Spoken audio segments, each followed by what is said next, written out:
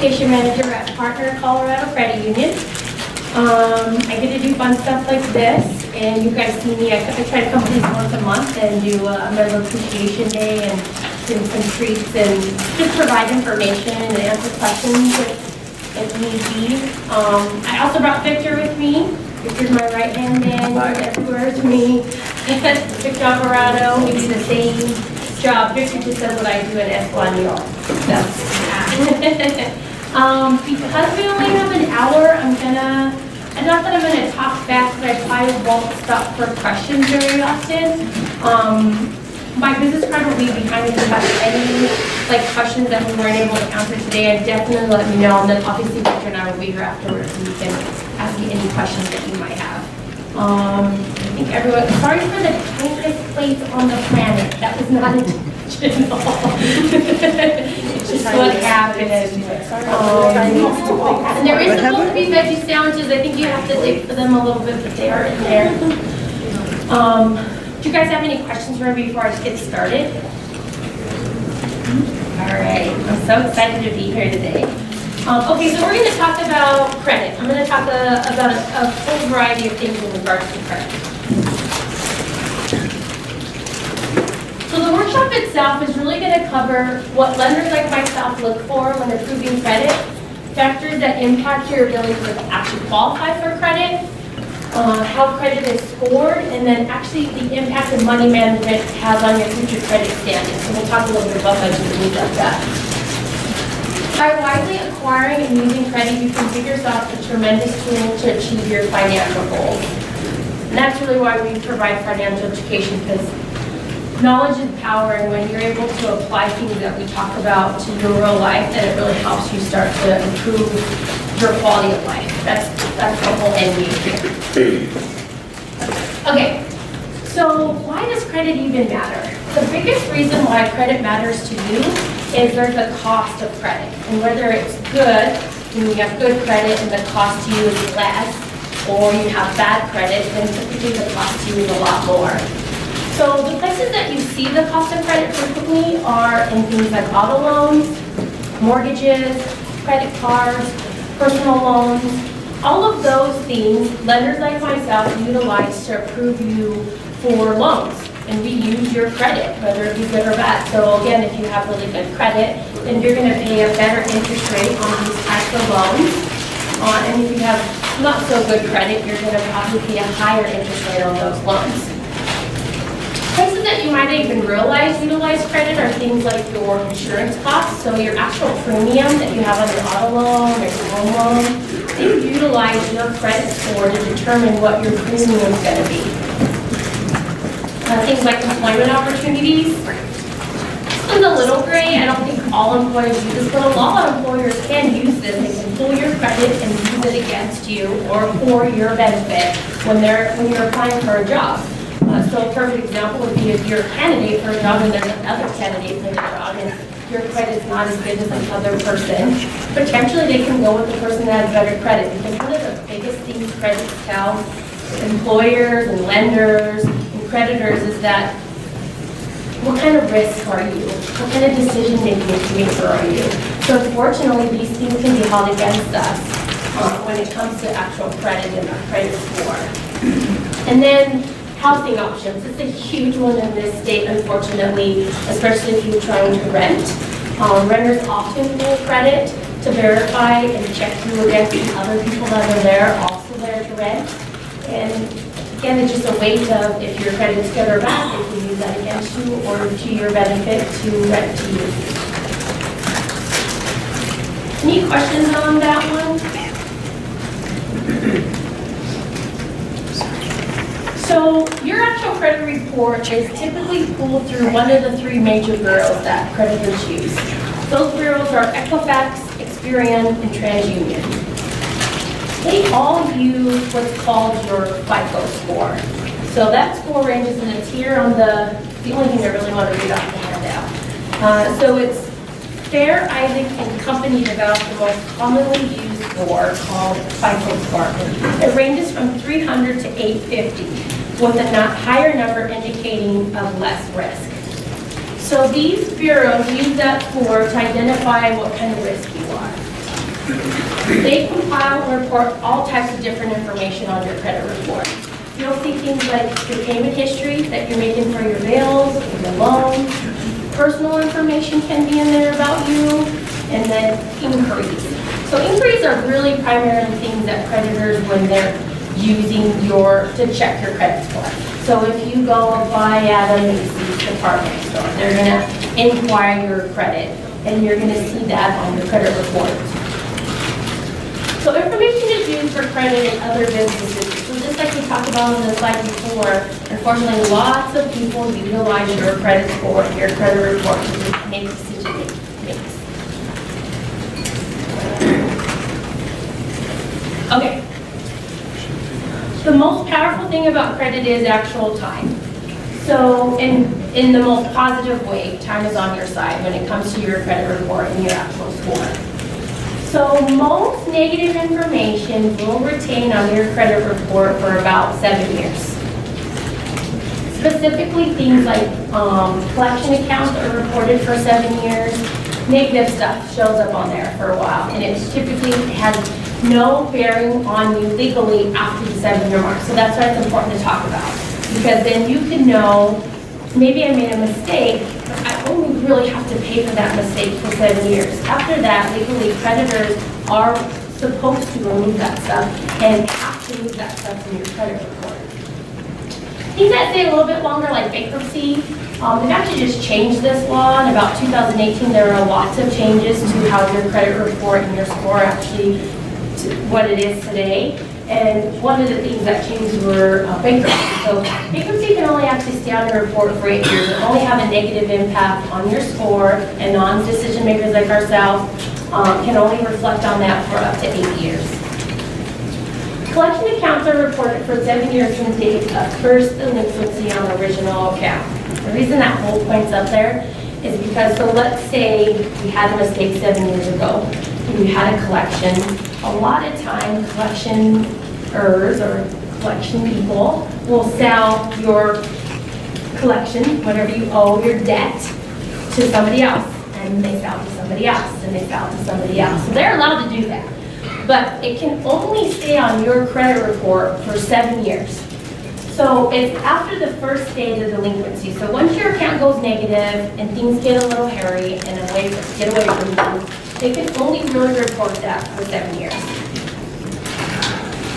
So the opposite is for positive information though. Anything that you do positively on your credit report, payments, things that you are good on, that you pay off and things like that, that will stay on your credit report indefinitely, forever, and always have a positive impact on your actual score. So again, the FICO score emphasis is really the 2 years. That's why I kind of talked about FICO, because it's confusing when you talk about the score and then we jump into FICO with that. But that's just really those bureau scores. And the bureaus really are emphasized on the last 2 years of your history. This matters because if you're doing good payments and you're consistently paying on time, and something that you did 8 years ago is not on the credit report anymore, it really matters about the last 24 months. What kind of decision making have you been doing for the last 24 months? That's what creditors are really concerned about. Have you been paying other creditors that you have? Have you been keeping up with your bills and your utilities, things like that? So that's the stuff that matters the most. You guys have any questions on this one? Wait, Yes. okay, so they say that you should freeze your information on each bureau to don't want people accessing your information. But it's kind of hard to find where you're supposed to do that when you want that bureau. Yeah, you can call the bureau directly. I can provide that information with you. I think I should have actually brought it with me today. You can contact their customer service, and each individual bureau you can freeze with. You just want to do that so that people aren't putting negative stuff on there that's fraudulent? Yes. Okay. Yeah. I don't want to mess up my credit score. Yes. It's important that you're at least reviewing. I'll be honest with you, even in this industry, I don't have any kind of freeze or anything on my credit. I just check it regularly. But you definitely could. But that's the way that you would do it. You would contact an individual bureau and actually request that you put a freeze on there. But it goes both ways. So even if you're requesting them to get your information, then you have to contact individual bureaus to take the freeze off and then put it back on. But you can do that. Yeah. Well, in regards to that, Experian had that big breach or Yeah. whatever. So if you freeze your stuff, how does it affect people who want to look at my stuff? That's what I was trying to explain. Yeah, it'll impact them. They won't be able to just access your account freely because you'll have a freeze on there. So you'll have to unfreeze it to allow them to get access. Or if they're reporting and they aren't able to report because you have a freeze on there, same thing. I'm not familiar because I've never done a freeze myself on how the impact is for you, be it negative or positive. Like, I can definitely do some research for you guys and see get some more information on the freeze piece itself. Just how creditors continue to report things like that, even in a positive way. But I would imagine, because I know when there's a freeze for us just to do a personal loan, you have to actually take the freeze off for us to process the loan, to receive the credit report, and then you would want to then put it back on. But if you're not doing a loan or buying something big, Yeah. they say you should do that. Yeah, I don't see any harm in it, right? I mean, then there's nothing being reported to the Bureau now. It's easier for me to say I don't have to do that. I have never done that before because I've never experienced identity theft or anything like that, where my report is being constantly hit with negative stuff. Because it is a lot of work. If you have something negative on there, you have to dispute those individual things. So there's some time involved with that. That doesn't feel good. So yeah, I mean, I don't see anything wrong with putting your freeze on there, but I would think it would affect you both negatively and positively, meaning when someone's trying to access the report, whether it be for something good or something bad. I would think you'd have to go through the process each time. I just don't know who would access my stuff. If you're not looking for a loan or anything, then I won't worry about it too much. But if you are going to go out and rent an apartment or buy a car or something, you probably need to. I don't know what kind of positive stuff you have coming. That's what I'm saying. What kind of positive things are being reported about you. I know you're worried about the negative, but I guess I'm worried about how positively reflect the things that you're paying, your payment history and things like that. But if you don't have a house payment or if you don't have a car payment, Sure. that stuff, Yeah. then I don't know, but my understanding was the freeze was so that no lines of credit could be opened against you. So that if your information was stolen and the Experian breach, no one could take your information and open credit under your name that you didn't want. But if you have open lines of credit, I think they can still report on those things. And you Even if want you them have to on the positive side. I would think that would be the The only freeze, thing. I think, is Even for your new lines. utility, your phone bills, all those kind of things, although they don't have to report, and lots of those places choose not to because it costs time and money. A lot of them do, and it's a positive impact on your score because it's showing that you're making continual payments. So even if you don't have something big like a house or a car, you might still have some of those little things. But I can absolutely check on that for you guys. I think it would be definitely worth for me to know how that process works a little bit better.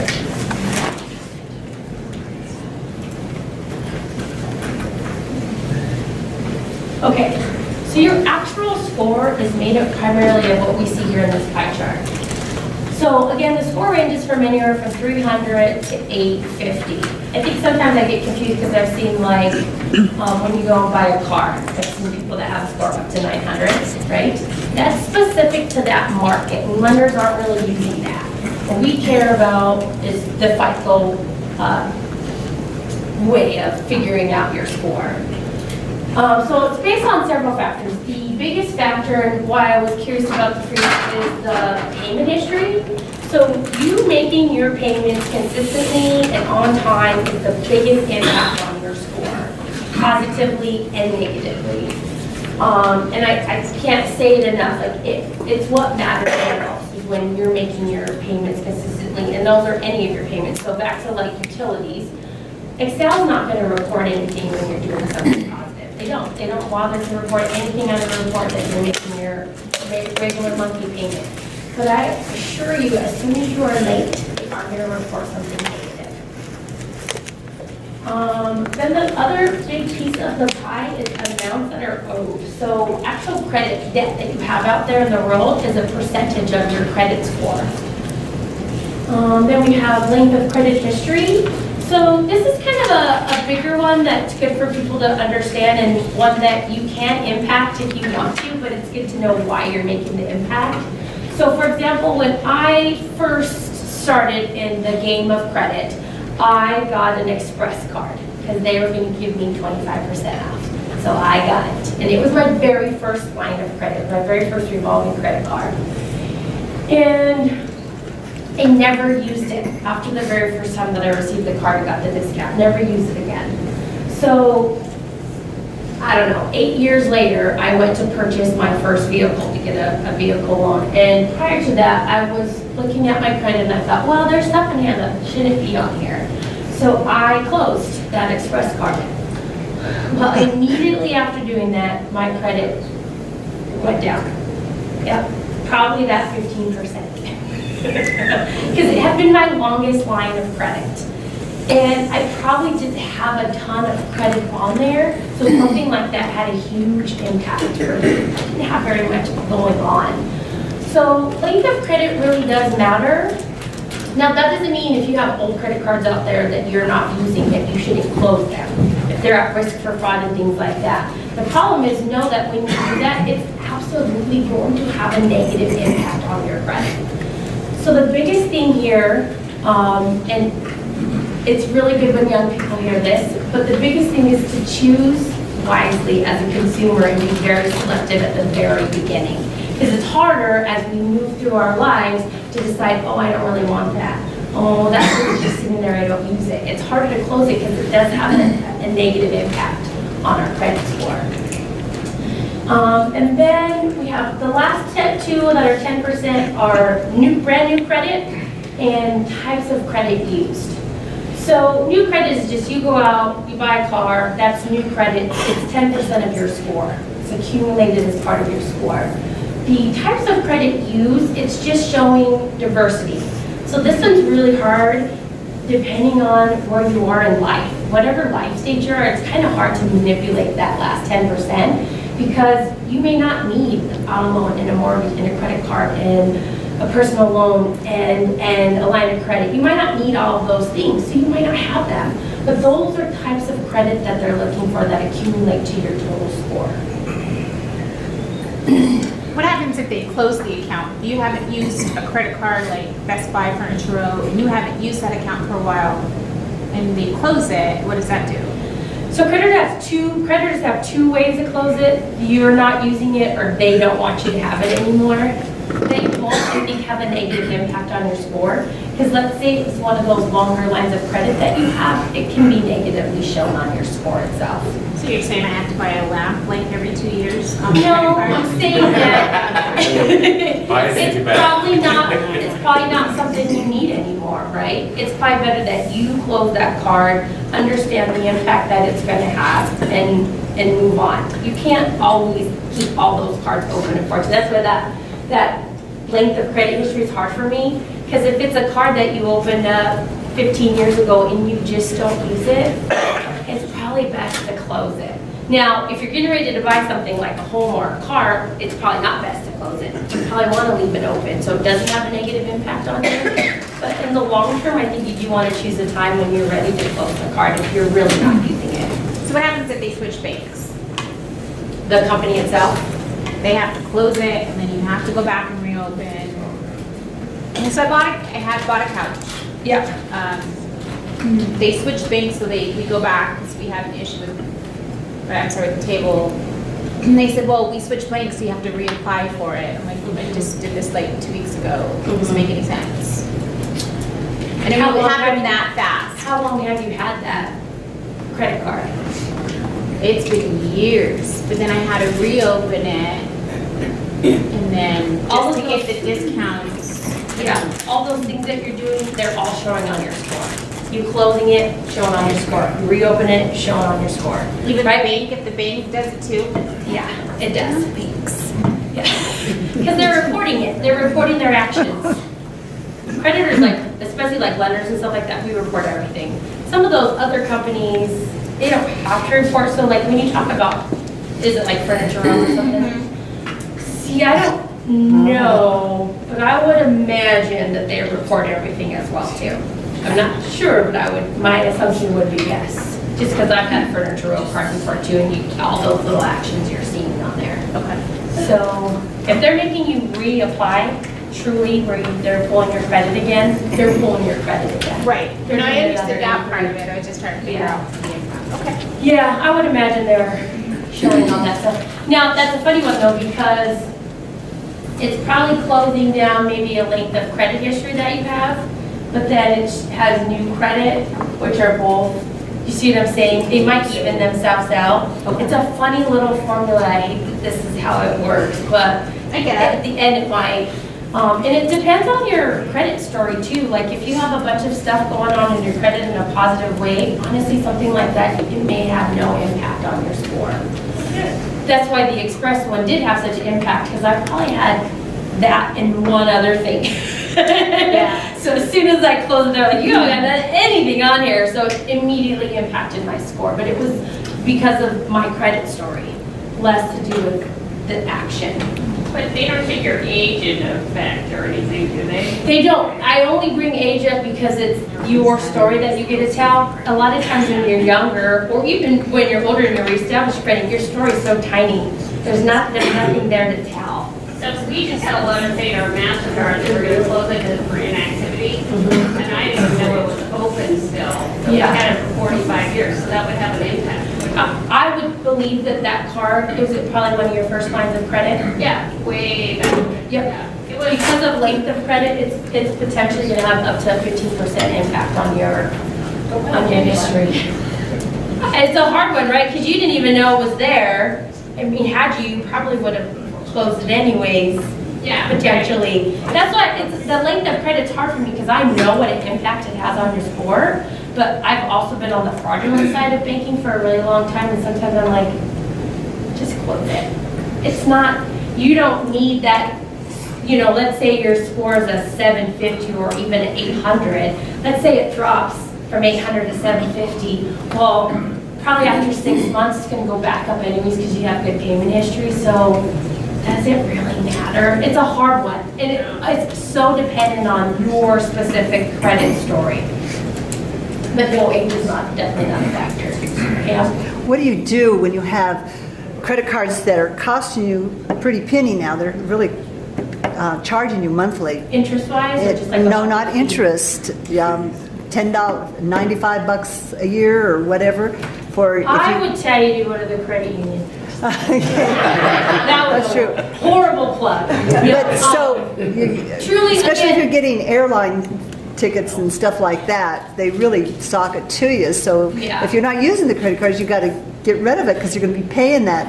You do, and I'll be honest, I can't remember, I want to remember his name. I talked to somebody here not too long ago, and he did everything on his credit card, and he didn't pay a monthly fee. There's better cards out There's there. better, yeah, but if you Yeah. want miles for airlines, No, that. there are, I think there are better cards There- out there there to is. even provide you those miles and things like that. So I'm gonna look terrible because I'm gonna, I'm gonna go down. It depends, like how long you've had. Again, I've had I them think it's a forever. funny one, you need to close and reopen, because we're seeing that effect on both sides. Okay.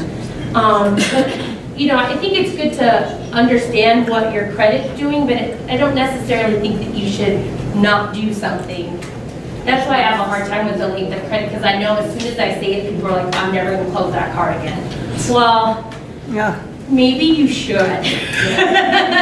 Maybe you want to take the 15% hit, and after 6 months or a year, I promise you it's going to go back up anyways, and it will be worth the hit, because then you won't have, because for me personally, having unused, inactive accounts and cards, very scary.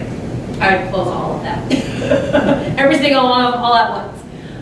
But you don't necessarily want to do that based on your credit score and your report. It might be worth having a conversation with like Janet or a banker where you could find out, like, does this make sense for me? Am I going to take so much of a hit that it's not going to be worth it? right. I think it's going to be worth it for you. So, right, just My daughter went in for a loan last week, Yes. and the credit union asked her what her credit rating was. She didn't quite know. Yeah. But the lady informed us that once she pulls her credit, It's a hard it hit. takes a hit. Yeah. So are there just certain establishments like applying for a loan that make it take a hit? Or when that employer checks your credit, are you taking a hit as well? No, I love that you asked that question because it's not in here. I'm gonna have to add it to this PowerPoint, like the soft hit and the soft inquiry or the hard hit of credit. Sometimes a hard hit of credit is necessary. Again, it's a necessary evil. You want that loan. And what I have learned over the years working at bankers is a lot of times it's not as significant that hit for it to matter for what you're applying for. The score isn't going to even change by a percentage. It might even be a point or two, right? So it's worth somebody told me a long time ago, I don't know how true it is, that it takes 10 inquiries for it to equal a point.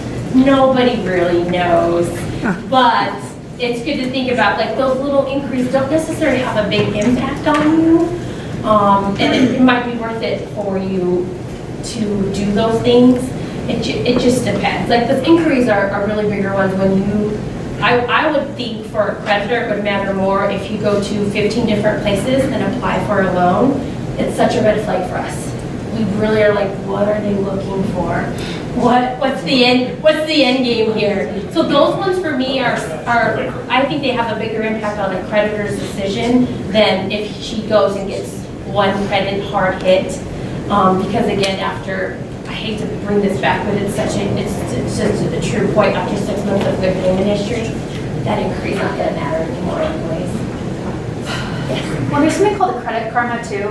I don't know if you've heard of it, but you can just go on there and sign up, and you can check your credit, all credit cards you've ever opened. So I found out my one that I opened in end of high school is still in there, and it keeps track of everything. It's a great way to keep safe with it, and it doesn't give you a hit. So she would already know what her credit score was within, I think, 10 points.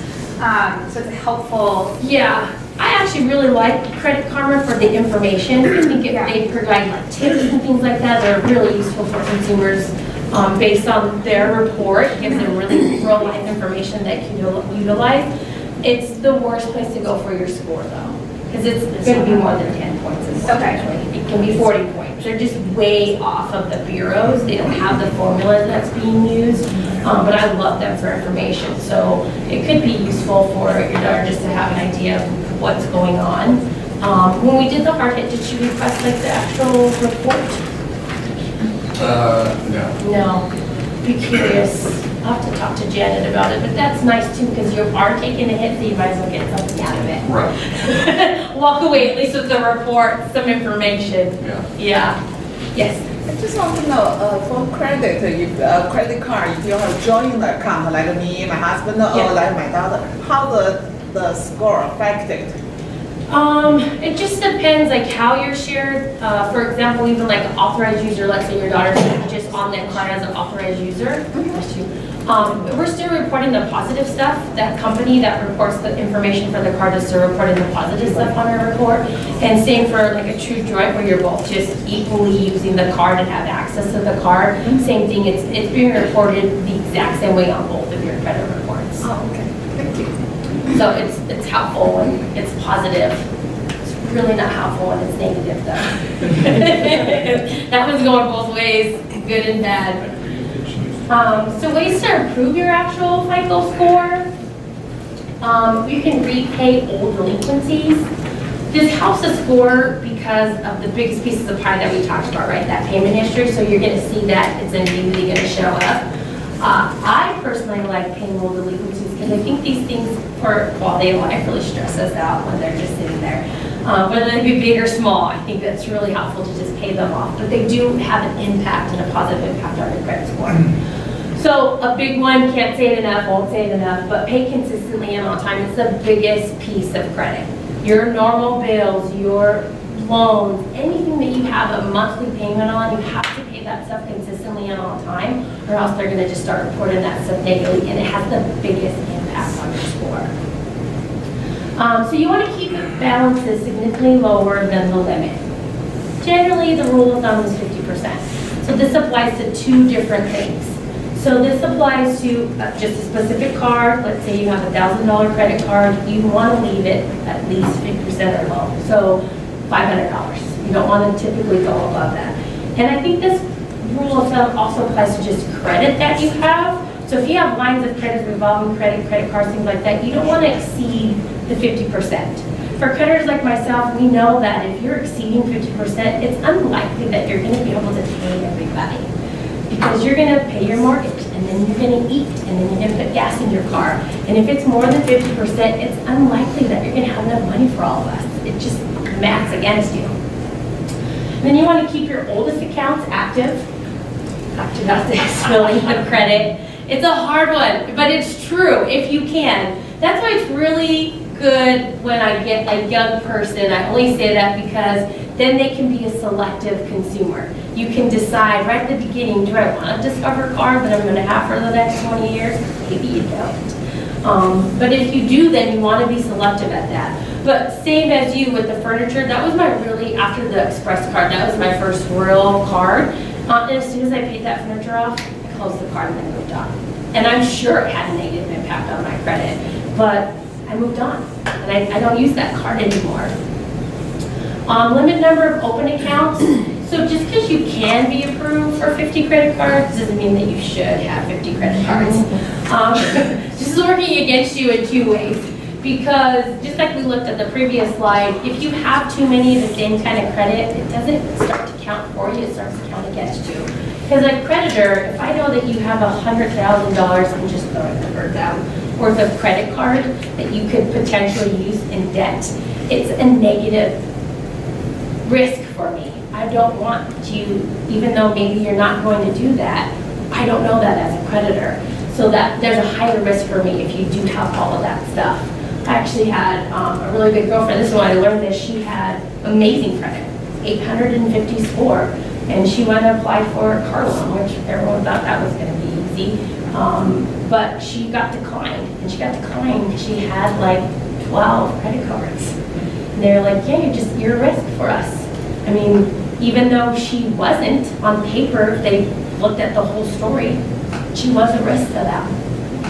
Wait, And did she owe a balance on all 12 of them? No, that was the problem. She could have all of that debt. She didn't know anything on any of those credit cards. She had amazing credit. She always paid her stuff on time. She really didn't even think twice about applying for an auto loan. Didn't think twice about it. But because she had all those credit cards, it was working against her. It's a possible risk. It's a possible risk. Unlikely, right? It seemed a little silly they used that against her, but it did decline. She had to close a bunch of credit cards to get past that point. Yes. Is there a certain amount of credit cards that, as a lender, for a range that you expect people to have? There's no magic number. As long as you're below that 50% and they're all things that you need in use, right? They're probably all safe, but no. There isn't a number I could tell you that would guarantee you either way or, one or the other. I mean, if you think about a dozen cards, well, that's excessive, right? That sounds like a lot of cards. No one's using a dozen cards on a daily basis. So there's not a good or a bad number, but. Yeah. Years ago, the same thing was refinancing a home. They looked at my credit cards that I didn't have many, but the limits on them were really large, even though they were zero limits. Yeah. So what I had to do was go in there and lower all those limits. Gotcha. And also, then it was like no problem. Because that's happening without you asking, right? Like every 3 years, 5 years, you get the notice, we raised your limit. You don't care about it because you're not even probably using it. But it does have an impact, potentially, when the lenders look. What does it do when you lower it? Does that help? I mean, like the example that you just gave? Because you don't want them to necessarily raise it. If you call them and say, hey, I didn't want that raise, can you lower it? Right. But does that affect your score? I don't think it does. I've not ever seen that affect your score. I don't want to give you wrong information, but I've never seen it negatively impact your score. I think it's more about, that's just how you're managing it. Yeah. And as long as, I think actually it's by a positive thing, right? That you're minimizing. More. I know every time I get that, Macy's is the only one that I really use that like constantly raises my score, and I'm like, what would I do with $5,000 at Macy's? I mean, but yeah, things can get real. Yeah, You still get that credit card every year? you can. Yeah, annualcreditreport.com. You can still go and get. So the only thing with something like that, I'll add this on there too, is that you're just getting the report. So no score still. Just all of the information that's going into allocator score. So it tells you all the names and policies. It does. Yep, it will give you tons of good information. Yeah, and if any of you have USAA, they also have your credit report in there too, so it's nice to have. Your score, I should say.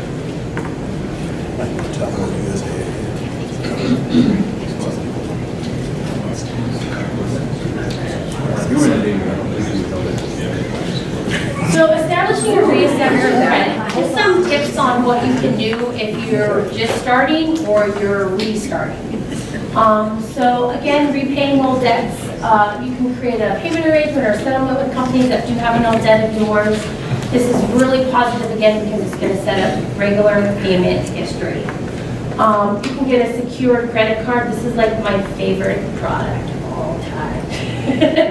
So the secured credit card requires that you have money to bring to the table. It's secured with your cash. The limit is really up to you, so however much money you save. But the beauty of a secured credit card is, one, you've already done the work to get the money that's there. And then, two, we report a secured credit card immediately, so it goes right to your credit. And as you use it for things that you need and pay it back, it's showing that regular payment history, and it's also getting the party started for your credit story. Like Chase Ink card, you mean? Chase Ink card? The card that they say is a line of credit card? I think that's different. Is it a secured card or just like a line of credit? No, it's just, my husband does it for his work, and he doesn't need to buy anything on it. I think that might be different. I would imagine Chase has a secured card though, and it's just where you save whatever the limit you want to be, and then they secure the card and you get a regular credit card, but then you're really essentially spending your own money. Yeah, So then how do you make payments if you're already, I mean, do the payments just come out? Because it works like a regular account? Yeah, it works like a regular credit card. So you go to the grocery store, you spend $100, you still have to give the $100 back in a normal payment. And just like if you, you want to pay them 30 days, you're not paying any interest on your own money, things like that. But that's how it works, like a credit card, in that it's revolving. So as soon as you use it, then you have to pay it back. But it's not like you give them the money ahead of time and say, I want $5,000 to your card. Here's the money you do, but they hold it? Yeah, they hold it in an account that's your credit card. That way, if you have a kid in school, you give them $500 limit, they can't flash $1,000 on it. Exactly. They can't give past the $500. I've never heard of that. That's awesome. It is. It really is. Lots of people don't know about a secure credit card. It has tons of uses. I think young people obviously get the most use out of them. But if your credit's been wrecked and you just want to rebuild, the secure credit card's a great place to start because the work involved is you saving the money first and then just using it later. After that, it's just a regular credit card. But let's say you had an emergency. It is your money. You could take it. Yeah, you can close it and take your cash if you needed to. I mean, that is the reality of the card itself. But it's nice because it does work like a regular credit card. Was there any questions, other questions on the secure card? And where do you get those? A partner offers them. Most financial institutions offer a secured credit card. And you tell them, I want a secured card. Like, for example, let's say you already had a CD or something. You could use the money in that CD when it matured to start the secured credit card. Typically, we do like $500, $1,000, but you can do as much as you wanted. There's no limit. It just sounds like a debit card with a limit on it. Kind of. It is a little bit. Except for the credit reporting. And it's getting reported to your credit. Yeah, it has other fun stuff in it too, but it really is just a debit card but then you're in charge because the debit card, you use it and it's done, but the secured credit card, you have to still make a monthly payment if you're using it. Does it charge you interest? never thought about that, if it charges you interest or not. I would think it would. At first I need it to does, double check. but it can sometimes convert to a credit card. Like, for example, my first line of credit, it was a secured credit card. The reason why was because I didn't qualify to have a credit card. So I had no choice but to start my credit on a secured credit card. After that, when they seen that I was keeping up with my payments, then they changed my secured credit card to a line of credit. So, but I don't believe I was getting charged interest on my own money that I was paying back. You weren't getting payments, though. So that picture speaks of though, let's say they closed your card and give you a traditional credit card, all of that would show up on your credit report. The closed, the reopened, you'd see it all. So sometimes that's not positive if you're using your credit card, the secured card to start building your credit. Because again, if you don't have a bunch of stuff on there and that credit card is like the meat and potatoes of your credit report, if you just close it and open a traditional card, it's gonna show your longest length of credit, closed, and then your new credit. So that one could have a pretty big impact on your score if that's how you just started reestablishing credit. That was a hard one for me because it's like one of my favorite products, but it's like, where's the end game there? How do you get to the end of that? Because ultimately, you probably do want to transfer it to a traditional credit card and have it that way, but just know it could potentially have a negative impact. We personally do that. I think some institutions can transfer it, right, from the secured card to a traditional credit card and not have all those things reported. But we, as an institution, we do close rate. Yeah. We talked a little bit about the cosigner for a loan or a credit card, but that can help you when you're establishing or reestablishing credit. A lot of times it helps primarily not for the monthly payment. That's not what you get a cosigner for. You get a cosigner because their interest, their credit is going to help you get a better interest rate. Their positive helps you with getting an interest rate, but then if you mess up and you stop paying it or something happens in life and now it's a negative impact on your credit score, they also take a negative impact on their credit score. So it's like my least favorite thing. I like it. Young people use it. Lots of people, lots of parents and things like that sign for their children and co-sign, and all works out just fine. I've just been in banking for 15 years and I've seen when it doesn't work out just fine. So, and then you want to keep your credit report accurate. So I'm going to look into the freezing because I think that's a big one.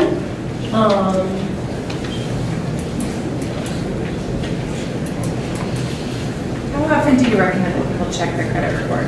You say annually, at least once a year. So, get the free one and at least check your report, make sure everything's on there. I had read about our question about that. I actually came to a partner and got a HELOC for my home, or a line of credit for my home, and in that interaction, the lady who pulled our stuff, I had some kind of stuff attached to my account that I was unaware of, and I had pulled the credit report, but didn't see any of that information. So, she questioned whether we could do it or not because of this information. Some other person with a name very similar to mine had some kind of delinquency going on, and I was like, well, it's obviously not me. Right. But it wasn't on my credit report, so I don't understand if there's like a institutional level credit report, like what you guys get as compared to what I got when I just had the annualreport.com, had them send me my whole thing, and as far as I can tell, everything looked fine. Yeah, So the I don't annual know. credit should give you the whole kit and caboodle. I'm really glad you asked that question because one of the differences with the individual credit bureaus is they don't all have all the same information. Correct. I So pulled all three. you did. I pulled all three and had them all shipped to me. And they all looked the and they same. all looked fine. I didn't see any of this other weird stuff that the lady behind your desk, Yeah. this is back when you were building 16, she was just like, well, what's this? And my wife and I were all sitting there going, I have no idea what you're talking about. Yeah. And so we had to go through it. She spent some time, whatever that was. Did you dispute it?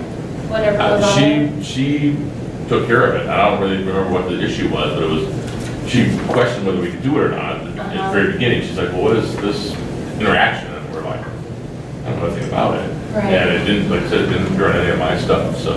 Yeah, I was I really mean, curious as to how that came about. there shouldn't be differences if you're pulling directly from the individual bureaus.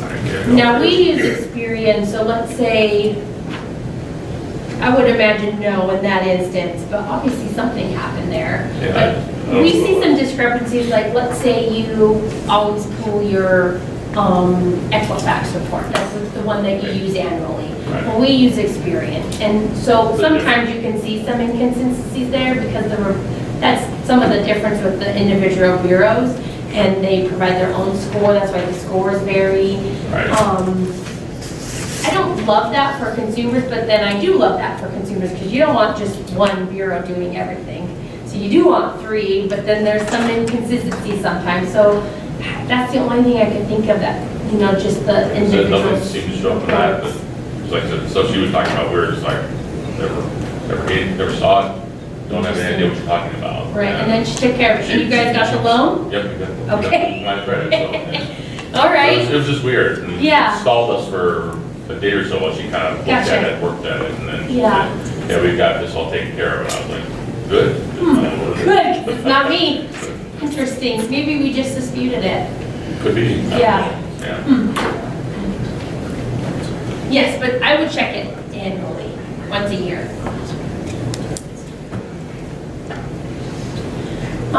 Credit repair. So financial institutions and collection agencies really do want to work with you. I think a huge misconception, once you start, the water starts getting muddy and things aren't going the way as you plan and payments are getting behind, people tend to stop communicating with their lenders and their creditors. And the misconception is that we just want your money and we won't work with you, but it's just not true. And we have whole departments of people that realize that you're human and life happens, and sometimes we need to stop charging you the loan for a moment or change your payment or whatever it is. And so sometimes that stuff's scary, but want to make sure and say out loud to you that we definitely always want to work with you. So credit report companies can't legally do anything that you can't do for yourself. So back to the disputes and things like that. The only reason I really bring it up is because it's super common in my line of work to see people utilizing a credit repair company. There's lots out there. We even work directly with a credit company that can help repair your credit. But you want to be careful because it's also a huge place for scams. So, for example, one of the scams I've seen is you'll go and you pay a hefty fee for these kind of companies. There's nothing cheap about them. So you pay a hefty fee, and then a lot of times what they'll do is they'll dispute things that you have on there, whether they're true and accurate or not. They'll dispute them.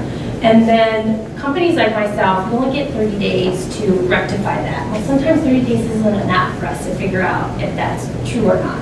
So we take it off your report, because legally, if we don't know if it's true or not, we gotta take it off. So we do. Well, as soon as we get time to research it, maybe 60 days now we're in, we figure out, yeah, no, this is you. This is true, this is accurate, this belongs on your report. We put it back on there as if nothing ever happened.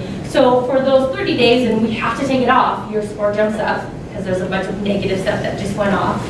And then once you all figure out what's happened, it goes up on your report, and your score goes back down, and you're right back where you started. And that's just an example of something that they can do. But just oftentimes, so I'm not saying you can't use these companies, just be very cautious when you use them, because they do have techniques and things like that aren't long-term going to help your credit.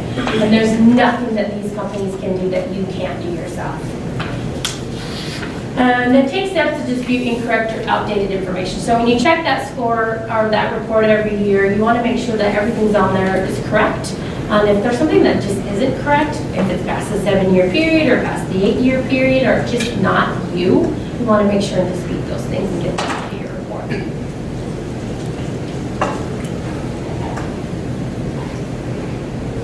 Okay.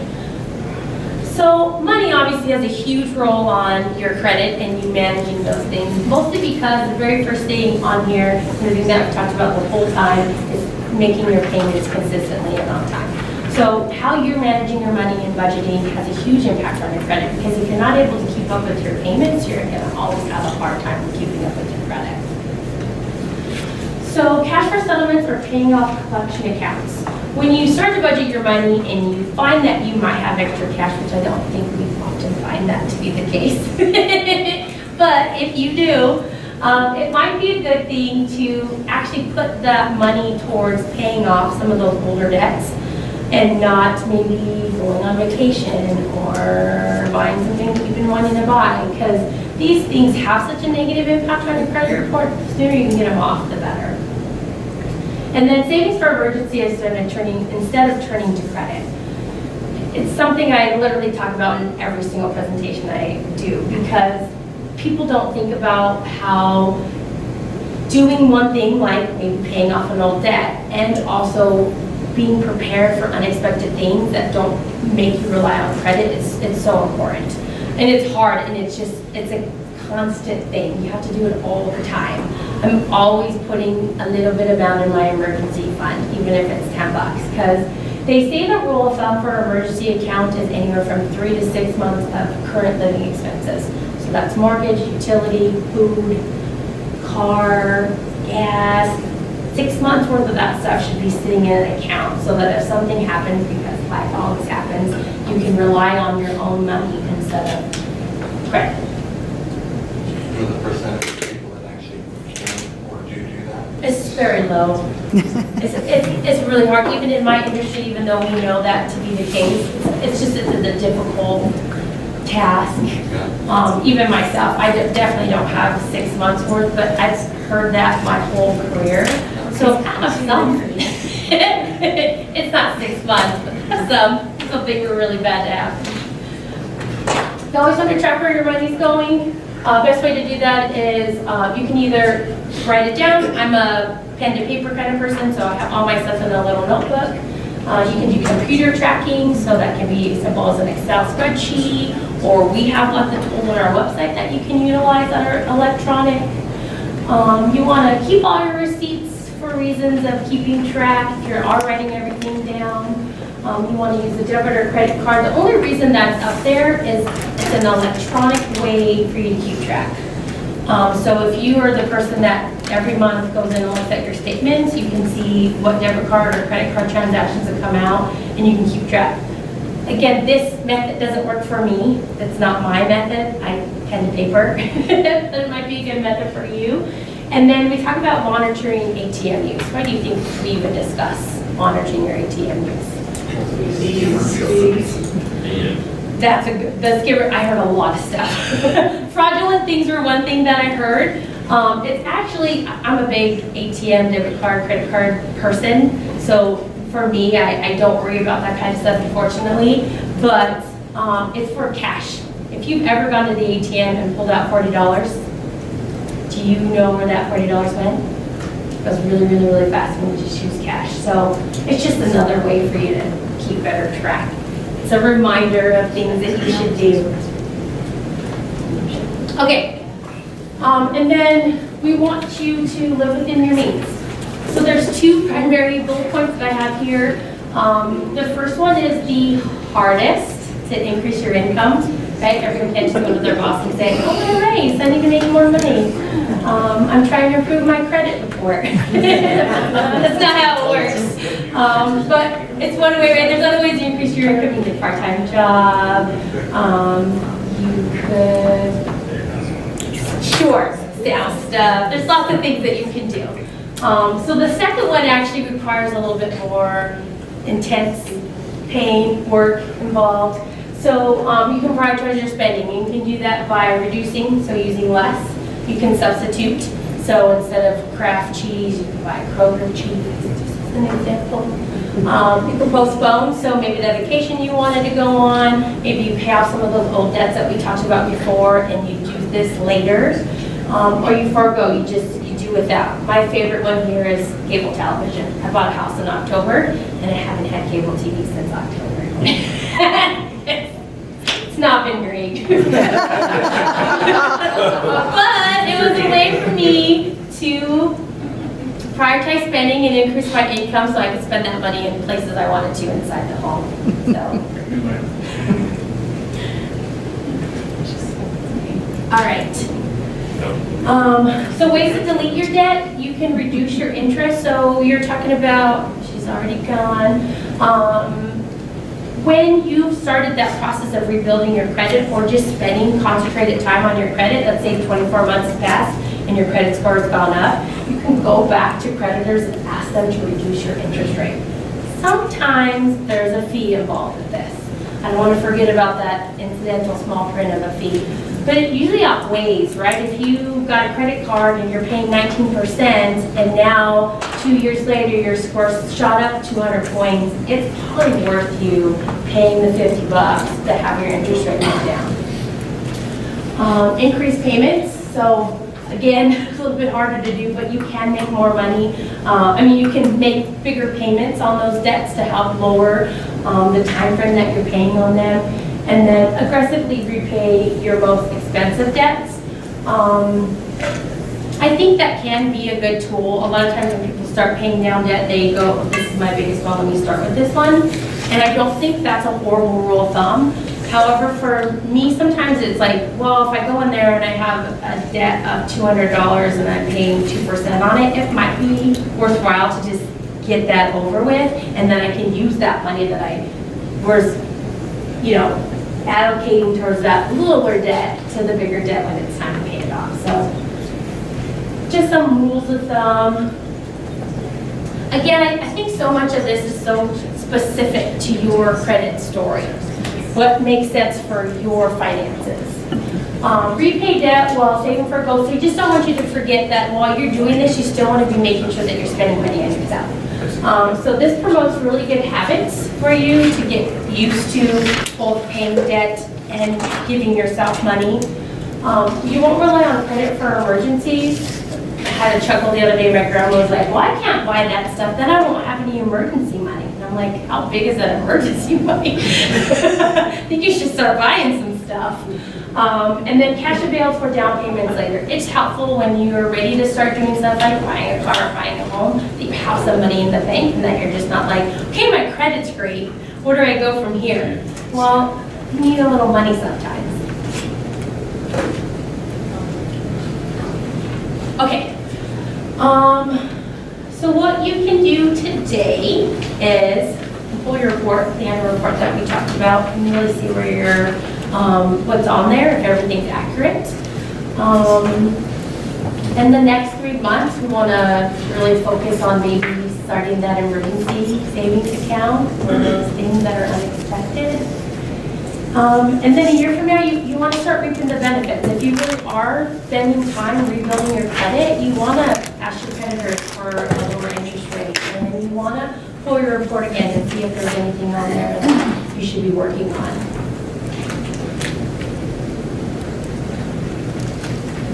All right. Any questions?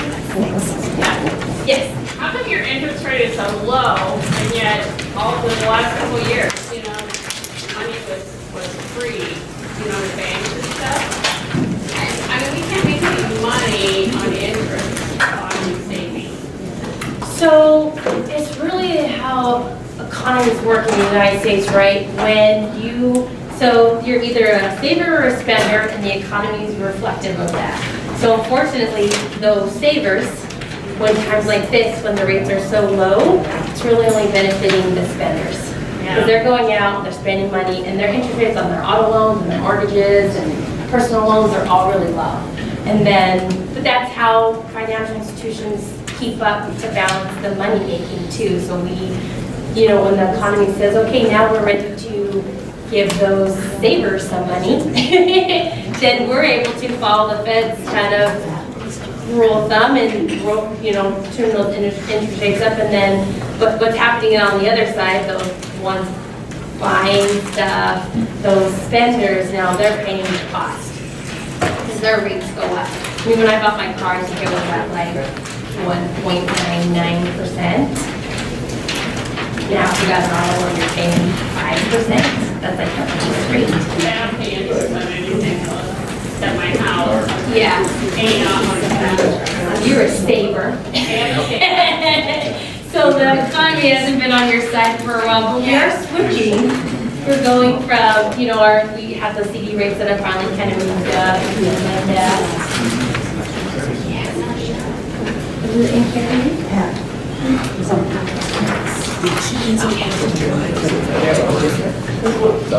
three? Yeah.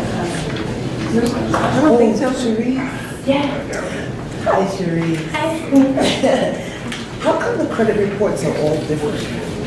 Or sometimes they're different? No, they are. Did you ever answer? No, I didn't answer it. No, and I said it's just like. Right, one company that decides. See, you're one of the usual ones, because you don't have to, so they don't have to. They don't have to. You know what, I'm gonna keep this spreadsheet, so I know exactly what I'm gonna get.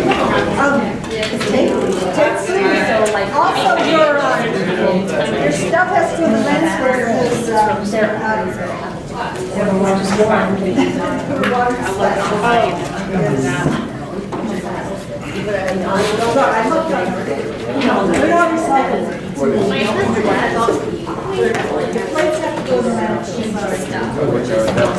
So what do they which one do they use? I use the lowest. All right. Please take some more food if you want. Take something back. Treat your fellow employee.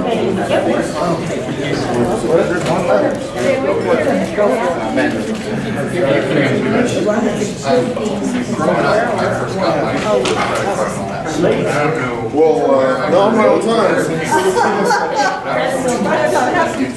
Hey.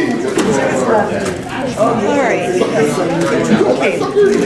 You're not nice at all. Yes, yes. Take a look, this, Dum Dum, why'd you turn around? I said, Dum Dum, why'd you turn around?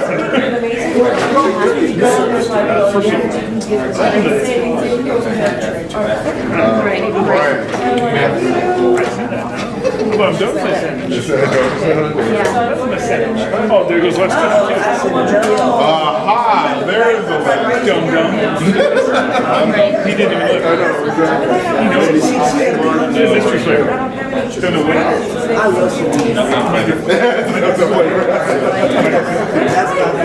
How you feeling? So much weirdness. You missed it? Well, I heard that you were hanging out as a